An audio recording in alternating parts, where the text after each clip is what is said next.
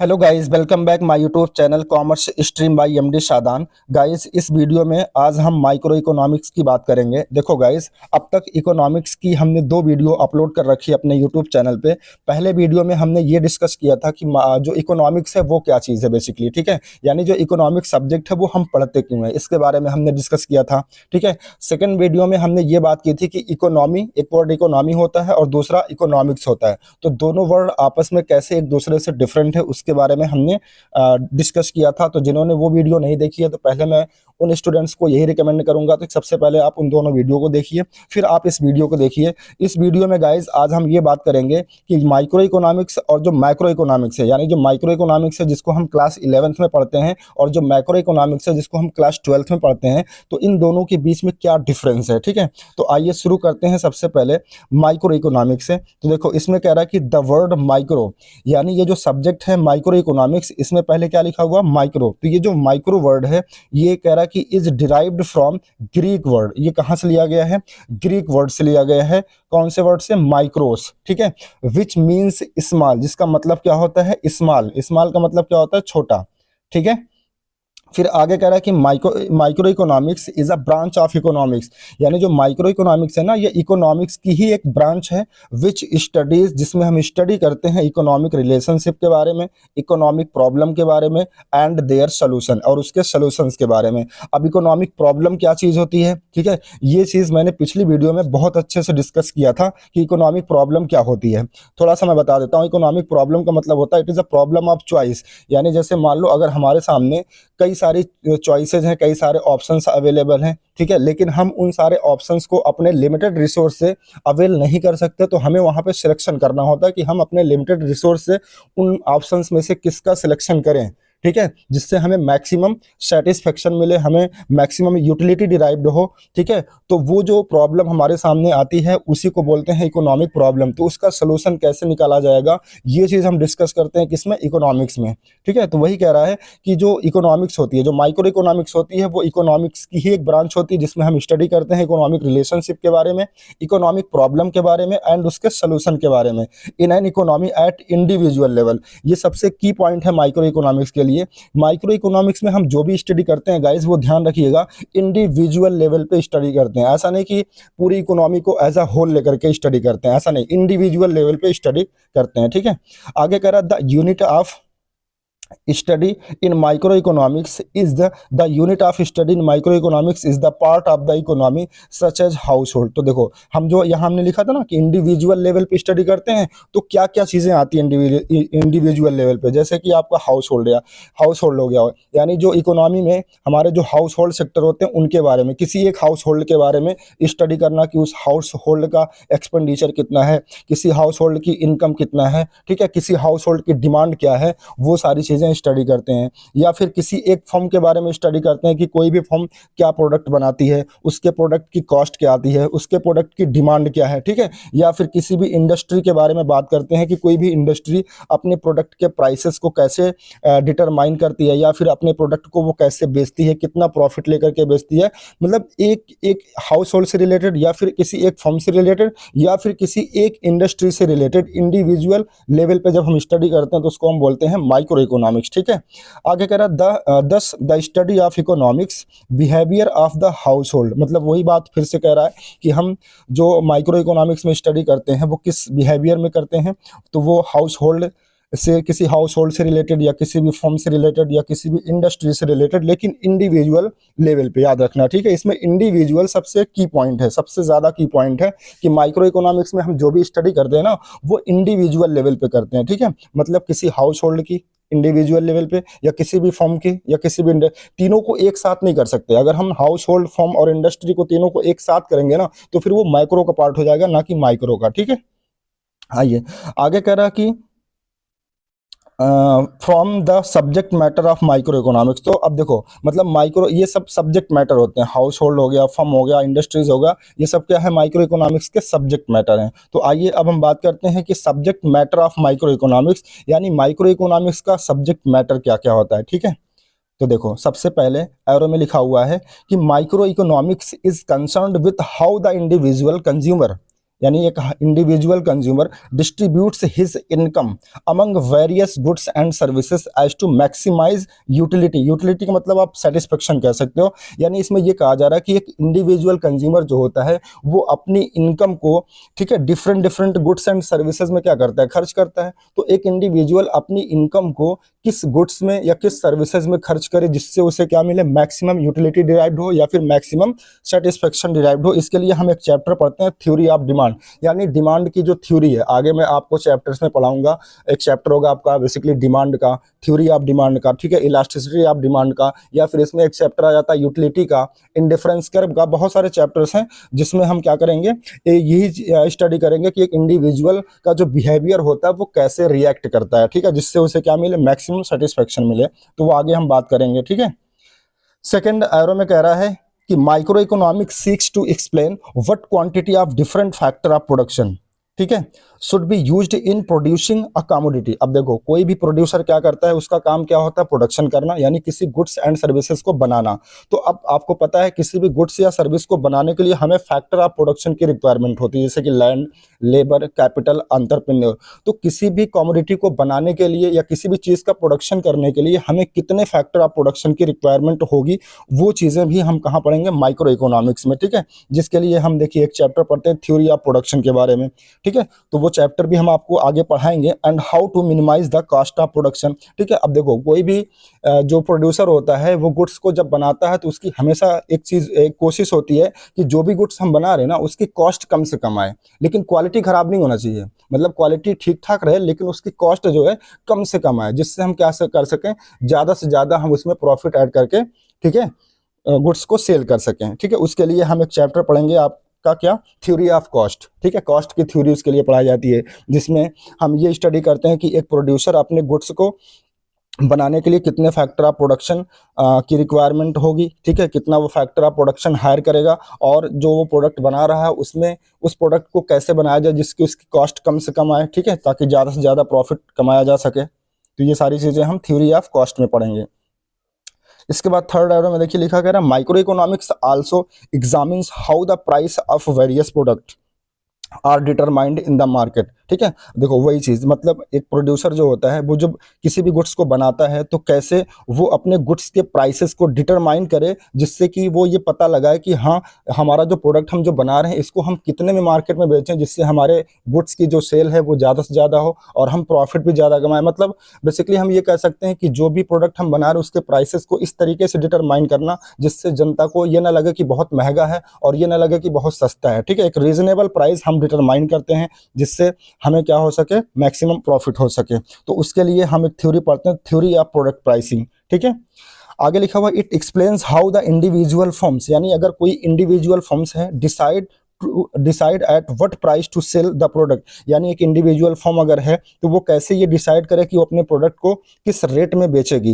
And आगे लिखा हुआ, हाउ मच टू प्रोड्यूस, और वो कितना क्वांटिटी गुड्स को प्रोड्यूस करे, and what amount of output, और कितना अमाउंट में गुड्स को प्रोड्यूस करे, ठीक है, कितना वो बनाए। हाउ मच प्रोड्यूस का मतलब कितना क्वांटिटी वो बनाए और कितना आउटपुट वो प्रोड्यूस करे, जिससे उसको ना तो लॉस हो या, ठीक है, मतलब ऐसा ना हो कि मार्केट में बहुत ज़्यादा डिमांड होगी, हमारे पास सामान ही नहीं है, ठीक है, ऐसा भी ना हो, यानी स्टॉक ही हमारे पास अवेल ना हो। तो हम ये सारी चीज़ें पढ़ेंगे किसमें, माइक्रो इकोनॉमिक्स में। विल मैक्सिमाइज देयर प्रॉफिट, जिससे प्रोड्यूसर को मैक्सिमम प्रॉफिट हो सके, ठीक है। आगे कह रहा है कि micro economics studies how the output produced is share among those persons who cooperate in the production of this output. अब आप सभी को पता है किसी भी गुड्स को बनाने के लिए हमें किन की ज़रूरत होती है। देखो, एक तो लेबर होते हैं, ठीक है, हमें कैपिटल की रिक्वायरमेंट होती है, और एंटरप्रेन्योर की ज़रूरत होती है, ठीक है, लेबर की ज़रूरत होती है, यानी हमें फैक्टर ऑफ प्रोडक्शन की ज़रूरत होती है। तो जो भी फैक्टर ऑफ प्रोडक्शन हमारे यहाँ, यानी जो लोग हमारे यहाँ काम करते हैं, फिर उन्हें हम क्या करते हैं, जो भी इनकम अर्न करते हैं उन्हीं में से उनको डिस्ट्रीब्यूट करना होता है। जैसे जिन्होंने हमें कैपिटल दिया है उनको हम कितना इंटरेस्ट देंगे, जिन्होंने हमें एज अ लेबर अपनी सर्विस दी है उसको हम कितना सैलरी या फिर वेजेस देंगे, जिन्होंने हमें कैपिटल दिया उसको हम कितना इंटरेस्ट देंगे, जो हमारे यहाँ एज अ एंटरप्रेन्योर काम कर रहे हैं उसको हम कितना प्रॉफिट देंगे, ठीक है। तो ये सारी चीज़ें भी हम माइक्रो इकोनॉमिक्स में डिटरमाइन करते हैं, जिसके लिए हम एक थ्योरी पढ़ेंगे, थ्योरी ऑफ डिस्ट्रीब्यूशन, ठीक है। फिर इसके बाद लास्ट एरो है, इसमें कह रहा है कि microeconomics also examines whether resources are efficiently allocated and it spells out the conditions for the optimal allocation of resources so that the maximize output and social welfare, that is welfare economics। मतलब इसमें ये कहा जा रहा है कि micro economics इस चीज़ की भी स्टडी करता है कि कैसे हम अपने रिसोर्सेज को इफिशिएंटली जो है यूज़ करें। ठीक है, मतलब रिसोर्सेज वेस्ट ना हो। इफिशिएंटली मतलब जैसे आपने देखा होगा, सबसे अच्छा एग्जांपल अगर मैं बताऊं कि कोई भी अपने रिसोर्स को इफिशिएंटली कैसे यूटिलाइज करता है, तो आपने देखा होगा गर्मियों के सीजन पे जो ये गन्ने का जो लोग जूस बेचते हैं, वो देखते हैं कैसे जूस निकालते हैं। गन्ने को बार बार मशीन में डालते हैं, मतलब उसका एक एक बूंद वो निचोड़ लेते हैं, तो उसको बोलते हैं बेस्ट यूटिलाइजेशन ऑफ रिसोर्सेज। ठीक है, तो उसी तरीके से माइक्रो इकोनॉमिक्स में जो प्रोड्यूसर्स लोग होते हैं उनको ये बताया जाता है, उनको ये सिखाया जाता है माइक्रो इकोनॉमिक्स की थ्योरी के अकॉर्डिंग कि वो अपने रिसोर्सेज को इफिशिएंटली कैसे क्या नाम है यूज़ करें, जिससे उनको मैक्सिमम आउटपुट मिले। मतलब कम आउटपुट में कम इनपुट में ज़्यादा से ज़्यादा उनको आउटपुट कैसे मिले। ठीक है, और अगर उनके रिसोर्सेज को इफिशिएंटली यूटिलाइज नहीं किया जा पा रहा तो कैसे, क्या तरीका है, मतलब क्या स्ट्रेटेजी हम अपना जिससे हम अपने रिसोर्सेज को इफिशिएंटली यूटिलाइज कर सकें। उसके लिए हम क्या करते हैं, एक इकोनॉमिक्स पढ़ते हैं जिसको हम बोलते हैं वेलफेयर इकोनॉमिक्स। ठीक है, आइए इसके बाद, तो ये तो हो गई सारी बातें माइक्रो इकोनॉमिक्स से रिलेटेड, आई थिंक आपको समझ में आया होगा। ठीक है, आइए अब बात करते हैं मैक्रो इकोनॉमिक्स के बारे में। तो कह रहा है कि द वर्ड मैक्रो, अब देखो ये जो वर्ड है मैक्रो, कह रहा है is derived from the Greek word, ये भी ग्रीक वर्ड से लिया गया मैक्रोस। ठीक है, विच मीन्स लार्ज, इसका मतलब क्या होता है, लार्ज। ठीक है, यानी बड़ा। कह रहा है कि microeconomics is a branch of economics, तो माइक्रो इकोनॉमिक्स भी एक ब्रांच है। ठीक है, किस चीज़ की, इकोनॉमिक्स की। विच स्टडीज इकोनॉमिक रिलेशनशिप, इसमें भी हम इकोनॉमिक रिलेशनशिप के बारे में ही पढ़ेंगे। एंड देयर सोल्यूशन, और उसका सोल्यूशन कैसे निकाला जाए in an economy as aggregate level. ठीक है, तो डिफरेंस क्या है, लगभग सारी डेफिनेशन सेम है, बस एक चीज का डिफरेंस है। माइक्रो इकोनॉमिक्स में हम जो स्टडी करते हैं वो इंडिविजुअल लेवल पे करते हैं, लेकिन हम यहाँ पे एग्रीगेट लेवल पे करेंगे, यानी इकोनॉमी एज अ होल, पूरी इकोनॉमी को लेकर के चलते हैं। ठीक है, आगे कह रहा है कि the unit of study in micro economics is the entire economy rather than a part of the economy, यानी माइक्रो इकोनॉमिक्स में हम किसी भी मतलब इकोनॉमी को पार्ट को, किसी एक पार्ट को स्टडी ना करके पूरी इकोनॉमी को as a whole, as a entire हम क्या करते हैं, स्टडी करते हैं। आगे कह रहा है कि microeconomics deals with the problem faced by the entire economy, मतलब माइक्रो इकोनॉमिक्स में हम ये चीज़ पढ़ते हैं कि कैसे किसी भी प्रॉब्लम को पूरी इकोनॉमी यानी इंटायर इकोनॉमी कैसे उसको फेस कर रही है। ठीक है, उसके सोल्यूशन कैसे निकाले जाएं। आगे कह रहा है कि 10 microeconomics deals with the functioning of the economy as a whole, मतलब किसी भी इकोनॉमी को हम एज अ होल स्टडी करेंगे। उसके किसी भी इकोनॉमी में अगर कोई प्रॉब्लम चल रहा, कोई इश्यूज चल रहे हैं, तो वो क्या प्रॉब्लम है, ठीक है, पूरी इकोनॉमी से रिलेटेड। ठीक है, और उसका सोल्यूशन कैसे निकाला जाए जिससे पूरी इकोनॉमी उससे बाहर आ जाए। तो ये सारी बातें हम किस में पढ़ेंगे, माइक्रो इकोनॉमिक्स के बारे में पढ़ेंगे। ठीक है गाइस, आइए आगे कह रहा है कि micro economics explain why sometimes economy operates at near full employment level and why at some time there is high degree of unemployment. It also seeks to explain why the economics, मतलब इसमें ये कहा जा रहा है कि macro economics में हम ये भी चीज़ देखेंगे कि कैसे हम ये पता करें कि हमारी इकोनॉमी फुल एम्प्लॉयमेंट लेवल पे होगी। फुल एम्प्लॉयमेंट लेवल का मतलब ये होता है कि कैसे हम मतलब हमारी इकोनॉमी कैसे अपने आप को परफॉर्म करें जिससे हमारे देश में फुल एम्प्लॉयमेंट हो, यानी कि हर एक इंसान जो है वो क्या हो, एम्प्लॉयमेंट हो, यानी रोजगार उसको मिला हुआ हो। ठीक है, कोई बेरोजगार ना हो। And why at some time there is high degree of unemployment, और कैसे अगर हमारी इकोनॉमी में जो है अनएम्प्लॉयमेंट क्रिएट हो जाता है, उसका जो रेट होता है वो हाई डिग्री हो जाता है, या फिर अगर वो अनएम्प्लॉयमेंट क्रिएट हो गया तो उसको कैसे वापस से फुल एम्प्लॉयमेंट में लाया जाए। ये सारी चीज़ें भी हम माइक्रो इकोनॉमिक्स में पढ़ते हैं और एग्रीगेट लेवल पर।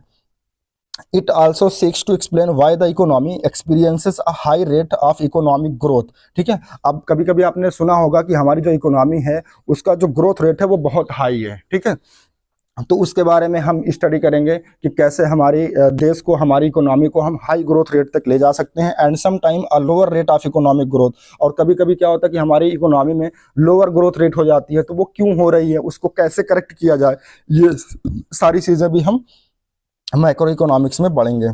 कि फिर कह रहा है in micro economics we also discuss why some time the economy faced sharp rise in prices. ठीक है, यानी कैसे अचानक से हमारे देश में जितनी भी गुड्स एंड सर्विसेज होती हैं उनके प्राइसेस हाई हो जाते हैं। ठीक है, द प्रॉब्लम ऑफ इन्फ्लेशन, जो कि हमारी इकोनॉमी में इन्फ्लेशन क्रिएट कर देते हैं, मतलब महंगाई क्रिएट कर देते हैं। ठीक है, तो वो महंगाई क्यों हो रही है, उसको दूर कैसे किया जाएगा, ये सारी चीज़ें भी हम माइक्रो इकोनॉमिक्स में ही डिस्कस करेंगे। And why some time the economy faces prices level remain stable और इवन फॉल्स, और कभी कभी कैसे ये चीज़ पॉसिबल हो जाती है कि हमारे देश में जो गुड्स एंड सर्विसेज हैं वो अचानक से उनके रेट जो है वो कैसे डाउन होते जा रहे हैं। ठीक है, यानी डिफ्लेशन की सिचुएशन क्यों आ रही है, तो वो सिचुएशन क्यों आ रही है उसको कैसे दूर करेंगे वो भी हम मैक्रो इकोनॉमिक्स में ही पढ़ेंगे। और लास्ट में कह रहा है कि in short macroeconomics deal with the behaviour of such broad economic aggregate are big issues relating to the entire economy like total output, total employment. मतलब हम मैक्रो इकोनॉमिक्स में बेसिकली क्या करते हैं, बड़े बड़े इश्यूज को लेकर के एग्रीगेट लेवल पे हम चीज़ों को स्टडी करते हैं। ठीक है, जैसे कि हमारे देश में कितना टोटल आउटपुट होना चाहिए, हमारे देश में टोटल एम्प्लॉयमेंट कितना होना चाहिए, इकोनॉमिक ग्रोथ कितनी होनी चाहिए या फिर कैसे होनी चाहिए, एंड जनरल प्राइस, और जो गुड्स एंड सर्विसेज के हैं उन बनाए जाते हैं उनके जनरल प्राइसेस क्या होने चाहिए, वो सारी चीज़ें डिटरमाइन करना, ये सभी चीज़ें हम किस में पढ़ेंगे डियर, मैक्रो इकोनॉमिक्स में पढ़ेंगे। ठीक है, आइए अगर आपसे 3 नंबर में मान लीजिए पूछ लिया जाए इकोनॉमिक्स, माइक्रो इकोनॉमिक्स और मैक्रो इकोनॉमिक्स के बीच में डिफरेंशिएट करना, तो आप उसको कैसे एग्जाम में लिखेंगे, तो आप एक टेबल बना के लिखेंगे। देखिए जैसे मैंने यहाँ पे टेबल बनाया हुआ है, आप सीरियल नंबर में सबसे पहले 1 डाल लेंगे और फिर एक कॉलम में आप माइक्रो इकोनॉमिक्स लिखेंगे और सेकंड कॉलम में मैक्रो इकोनॉमिक्स। ठीक है, सबसे पहले आप क्या करेंगे, इनकी डेफिनेशन को डिफाइन करेंगे, मतलब माइक्रो इकोनॉमिक्स क्या है, मैक्रो क्या है। ठीक है, तो देखो पहले पॉइंट में हमने डिफाइन कर रखा है, बेसिकली कह रहा कि microeconomics deals with individual economic unit. तो माइक्रो इकोनॉमिक्स किस चीज को डील करती है, इंडिविजुअल यूनिट को। ठीक है, यानी किसी इंडिविजुअल हाउस होल्ड से रिलेटेड या किसी इंडिविजुअल फर्म से रिलेटेड या किसी भी इंडिविजुअल इंडस्ट्री से रिलेटेड जो प्रॉब्लम होते हैं, जो इश्यूज होते हैं, ठीक है, उनके प्रॉब्लम के बारे में, उनके सोल्यूशन के बारे में हम स्टडी करते हैं माइक्रो इकोनॉमिक्स के अंतर्गत।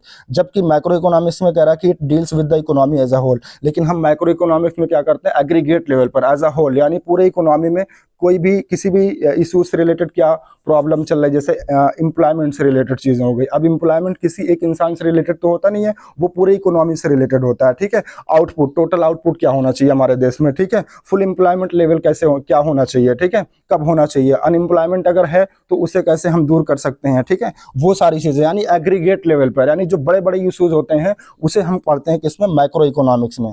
इसके बाद सेकंड पॉइंट में कह रहा है कि the main tools are individual, यानी जो माइक्रो इकोनॉमिक्स का मेन टूल्स होता है individual demand and individual supply. यानी इंडिविजुअल डिमांड, किसी मान लो हाउस होल्ड कोई है तो उस हाउस होल्ड की डिमांड क्या है, ठीक है, उसकी सप्लाई, उस हाउस होल्ड को सप्लाई कैसे किया जाए, या फिर किसी इंडिविजुअल फर्म की डिमांड क्या है, वो सप्लाई क्या करती है। ठीक है, मतलब इंडिविजुअल लेवल पे हम क्या करते हैं, स्टडी करते हैं माइक्रो इकोनॉमिक्स में।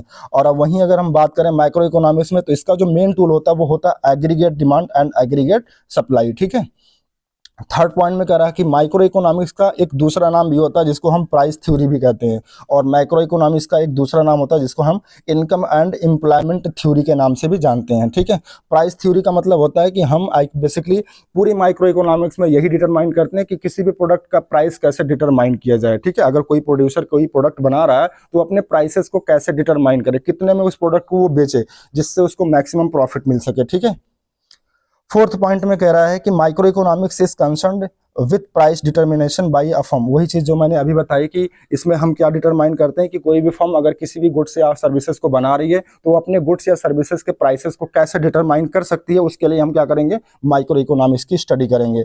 और इसमें कह रहा है कि it concerned with determined price of economy as a whole. इसमें हम बेसिकली जनरल प्राइस के बारे में बात करते हैं कि ओवरऑल पूरे इकोनॉमी में जो गुड्स एंड सर्विसेज बनाए गए हैं उनकी जनरल प्राइसेस क्या होनी चाहिए। ठीक है, आइए इसका कुछ एग्जाम्पल है वो भी देख लेते हैं। माइक्रो इकोनॉमिक्स में हम बात करते हैं डिमांड फॉर अ गुड, यानी एक गुड के बारे में, एक गुड, किसी एक पर्टिकुलर गुड की क्या डिमांड है, वो माइक्रो इकोनॉमिक्स के अंतर्गत आएगा। जबकि हम देखो मैक्रो में एग्रीगेट डिमांड की बात करते हैं, यानी ओवरऑल पूरे इकोनॉमी में जो गुड्स एंड सर्विसेज बनाए जा रहे हैं उनकी क्या डिमांड है, किसी एक पर्टिकुलर गुड्स की नहीं। ठीक है, लेकिन माइक्रो में हम क्या करते हैं, किसी एक पर्टिकुलर गुड की डिमांड के बारे में स्टडी करते हैं। सप्लाई ऑफ अ फर्म, मतलब कोई फर्म है, कोई एक इंडिविजुअल फर्म है, उसकी क्या सप्लाई है, एक फर्म की सप्लाई के बारे में स्टडी करना। जबकि यहाँ क्या आएगा, एग्रीगेट सप्लाई, यानी पूरे इकोनॉमी में जितनी भी फर्म्स हैं उन फर्म के द्वारा जो भी गुड्स एंड सर्विसेज बनाए जाते हैं उनकी क्या सप्लाई है, उसके बारे में स्टडी करना माइक्रो इकोनॉमिक्स।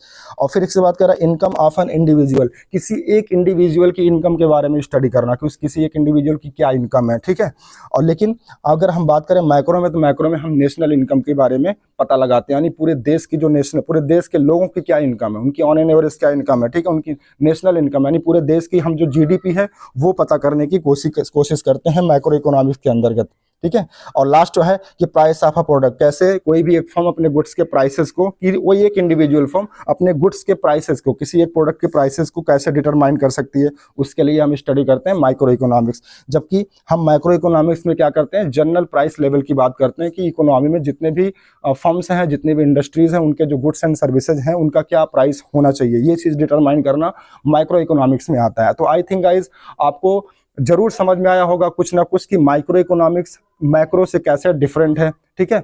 अच्छा, एक चीज और मैं बता दूं कि जो माइक्रो इकोनॉमिक्स है ना, वो हमेशा, जो माइक्रो इकोनॉमिक्स है वो इंटरडिपेंडेंट होती है माइक्रो इकोनॉमिक्स के ऊपर। यानी माइक्रो इकोनॉमिक्स तभी है जब माइक्रो है, बिना माइक्रो के मैक्रो नहीं हो सकते। जैसे मान लो फॉर एग्जाम्पल, अगर मान लो माइक्रो में क्या आता है, हम इंडिविजुअल लेवल पे स्टडी करते हैं, ठीक है। देखो मैं ऐसे ही बात कर रहा हूँ, आप बस मेरी वॉइस को सुनिए। हम माइक्रो इकोनॉमिक्स में इंडिविजुअल लेवल पे स्टडी करते हैं और माइक्रो में एग्रीगेट लेवल पे। जैसे मान लो किसी एक प्रोफेसर ने कहा था कि मतलब स्टडी ऑफ ट्रीज, किसी स्टडी ऑफ ट्री यानी किसी एक पेड़ की स्टडी करना माइक्रो इकोनॉमिक्स है, जबकि स्टडी ऑफ फॉरेस्ट, किसी जंगल की स्टडी करना वो क्या है, मैक्रो, ठीक है। तो देखो मैक्रो का जन्म ही कब हो सकता है, जब माइक्रो होगी, क्योंकि माइक्रो में हम क्या करते हैं, एक चीज की स्टडी करते हैं। जैसे मान लो अगर हमें पूरे फॉरेस्ट की स्टडी करना, पूरे जंगल की स्टडी करना, तो हम कैसे कर पाएंगे भाई, जंगल में जो एक एक पेड़ की पहले स्टडी करेंगे, तो अगर हम एक पेड़ की स्टडी किया तो वो माइक्रो हो गई। तो फिर इसके बाद हम माइक्रो लेवल पे स्टडी करते करते करते क्या कर लेते हैं, पूरे जंगल की स्टडी कर लेते हैं, और जैसे ही हमने पूरे जंगल की स्टडी कर ली तो ऑटोमेटिक वो क्या बन जाएगा, मैक्रो इकोनॉमिक्स, ठीक है। तो मैक्रो इकोनॉमिक्स तभी है जब माइक्रो है, ठीक है, क्योंकि अगर माइक्रो नहीं है तो मैक्रो हो ही नहीं सकता। तो मैक्रो पूरी तरीके से डिपेंड होता है किसके, माइक्रो के ऊपर। तो इसलिए कहा जाता है कि microeconomics is interdependent on micro economics, ठीक है। तो गाइस आई थिंक मेरी बात आपको समझ में आ रही होगी। तो गाइस आज के लिए वीडियो में बस इतना ही, मिलते हैं अगले वीडियो में किसी अदर टॉपिक पे, अदर टॉपिक से रिलेटेड। तो अगर ये वीडियो गाइस आप सभी लोगों को पसंद आया हो, समझ में आया हो, तो प्लीज इस वीडियो को आप अपने फ्रेंड्स तक शेयर करें, ठीक है। और वीडियो को लाइक करें, शेयर करें, सब्सक्राइब करें। Thank you so much guys, आज के लिए बस इतना ही।